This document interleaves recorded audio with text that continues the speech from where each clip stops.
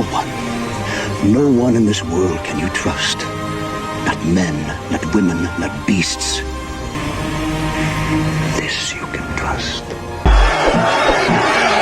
That 13th pick, look, they could go any which way. I think you got to keep it pretty simple.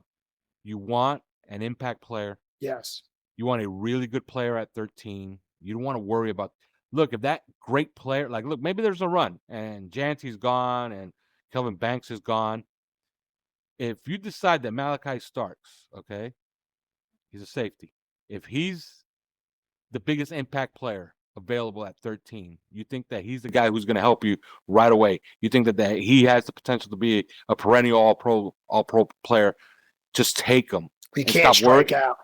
And stop worrying about, the positional values, which is something that this team has always done. Like one of the excuses that Chris Grier made that absolutely drove me up the wall was and I kind of understand it, which is the play on the compensatory picks. Yeah. Oh, we didn't have a sacrifice the season for a compensatory pick. Like, come on, man. Like he says, okay, and I understand it because look, there's a play on it, right?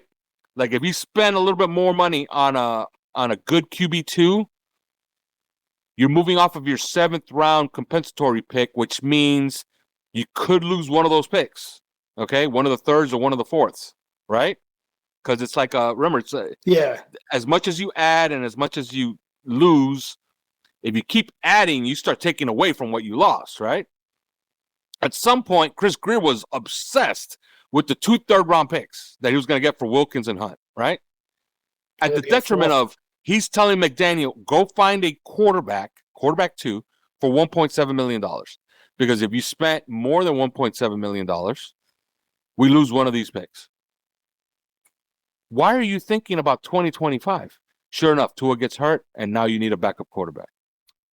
I think that he operates with understanding he's going to be here for quite some time, no matter what. So there's no real fire to produce, I don't think. Look how it turns out, man. Look, and it's always a crapshoot. You never know what those comp picks are going to do. When those guys left, everybody was telling you, "Oh, Wilkins is going to get you a 3rd-round pick. That's guaranteed." And Hunt's going to get you a 4th-round pick. That's guaranteed. It ended up being the opposite. Yep. Hunt got you the 3rd-round pick, and Wilkins got you the 4th round. Phenomenal year by him this year. Yes. Hunt was very, very, very good. Very good. And Wilkins was awful. He was injured all year. Yep. You never know. NFL is totally mercurial. It's like, but anyway, I was only supposed to do it at 30 minutes. We're up at 49. I could talk to you for hours, so I'm going to wrap let's this up. do 10 more. Let's make it an even hour then. All right. Will do, brother. Will do. Give me something that you think that's valuable for fans to hear or whatever. What I said earlier, and I don't know if I said this. I think this was also off the air. I think that the defense's performances back this past year, like, look, I appreciate it, and they are what they produced, right? Like they were a good defense, by all the metrics. They were number 1 on 3rd downs. That's pretty good. Okay, 3rd in total yards. What were they? 9th in points. Mm-hmm. So all of those are good, but I think there's some fool's gold there in there as well. Go look at their performances against the better teams. Now they did smash the Rams. That was a hell of a performance. They were hurt on the O-line though. They were okay. They had some injuries on the offensive line. They did get Avila back for that game, though, I believe, and that was the game that they got Cooper Kupp and Nakua back and Kyron Williams. So they were pretty healthy. They won 3 in a row going into that Dolphin game. So they were facing a team that was playing pretty good football at the time in their place. So I'll give them credit for that one. But I'm not going to give them credit for their performances against the Bills or the Cardinals. Or for that matter, I don't think they played all that great against the 49ers. Now, they created a turnover at the end. But they gave up a lot of yardage. Yeah, the 49ers offensive line was gutted. And that's what I noticed is that when they faced, it's obvious that anytime you face a good offensive line as a defense, you're going to have a lesser day. But to me, it was more stark than the obvious that depending on the fronts they played, because look, Campbell and Sealer and Chop are just very, very difficult to handle. And when we outmatch them to a certain degree with our front versus theirs, the defense looked really good. But anytime, because the Cardinals have a good offensive line. Bills have a good offensive line. And so it was just that the difference, once it was a certain point, it became exasperated and it kind of like broke apart.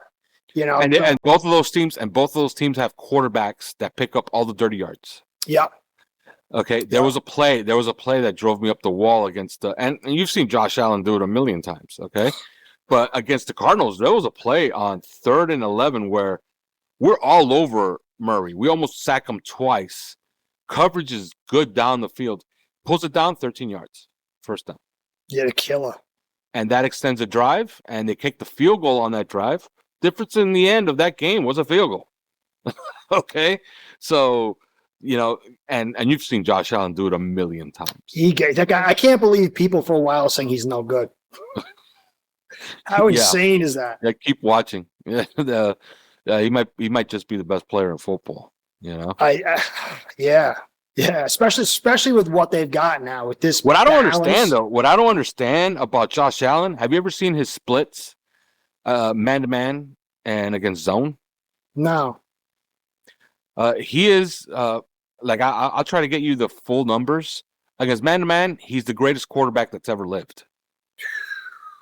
There's no ifs, ands, or buts about it. I believe his passer rating was like about 119.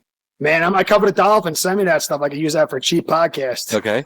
But against zone, he's like run-of-the-mill bad quarterback. His passer rating is like somewhere around 88 against zone. I don't think he's good at processing and reading and stuff.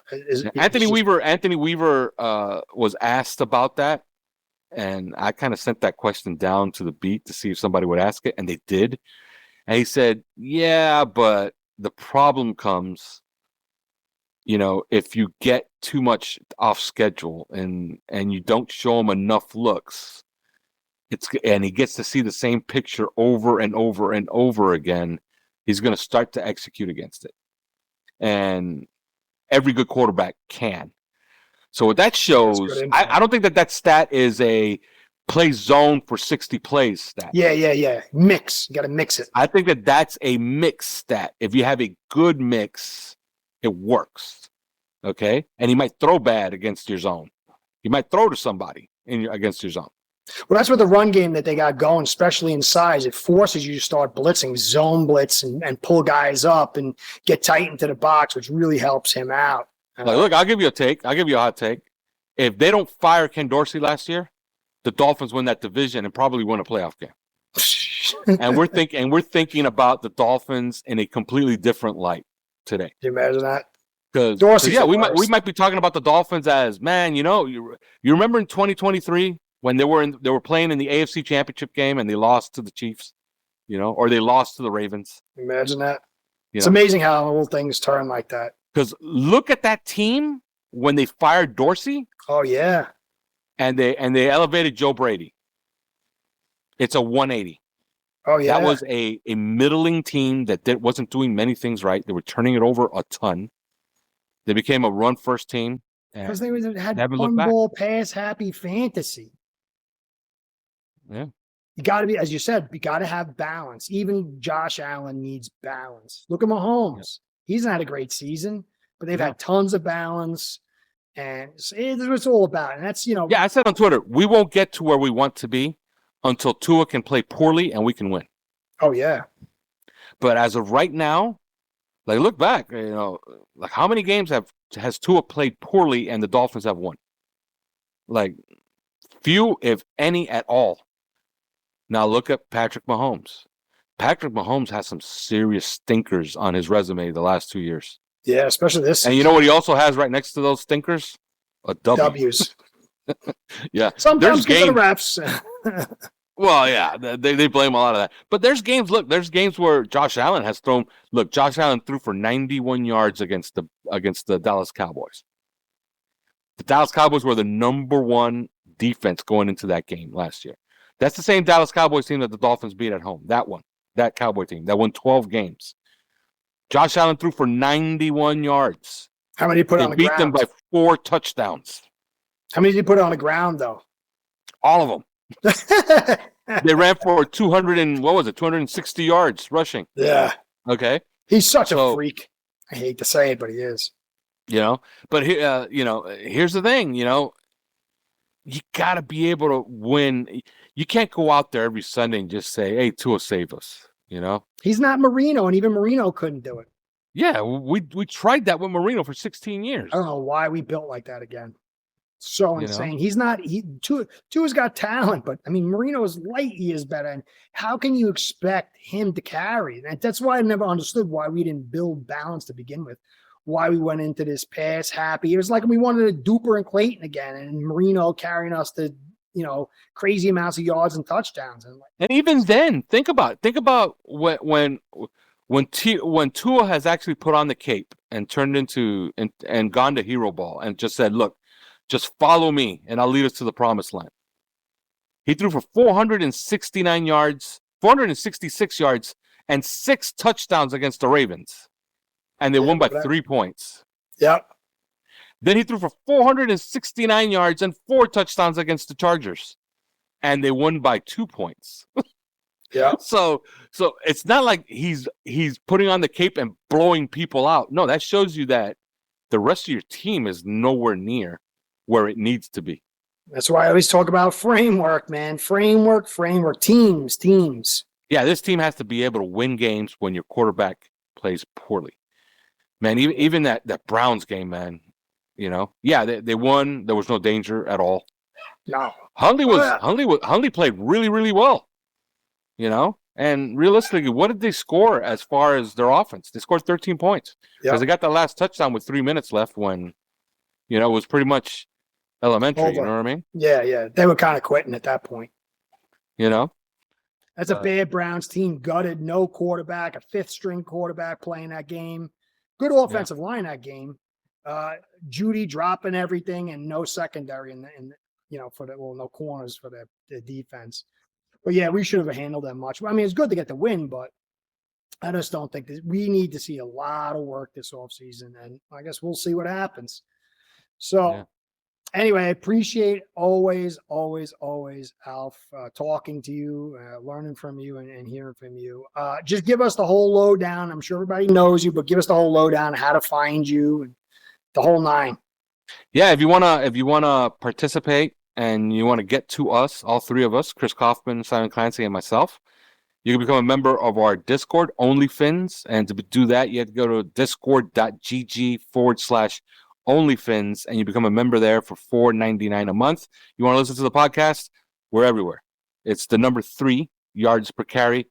We're on Spotify, Apple, pretty much anywhere. You just put on Google 3 yards per carry. We're going to show up. And if you want to follow us on Twitter, it's also at 3 yards per carry. Yeah, I follow you all the time on Twitter. I catch your show when I can. It's great. Simon Kaufman, Chris Kaufman. I got a brain fart there. Chris Kaufman does an amazing job with stats and analytics. I just love his Twitter stuff. I don't know how he kind of pulls all that information together. It's a really great job. Simon Clancy, I know he's your draft guy, and then you guys are a great show. I think it's real football. We don't get enough of real football. I think there's a lot of drama and happy talk and stuff like that. So definitely check it out. People love the soap opera, and then they take to Twitter to try to enhance the soap opera. You don't need to enhance the soap opera. The sport is good enough as it is. It is. You win or you lose. That's the drama. The drama comes when the gun blows, 60 minutes are up, and do you have a W or do you have an L? That's it. There's your drama, That is true. Great way to end it, brother. You're the best, guys. Thank you for stopping by. Alf, catch up with you soon.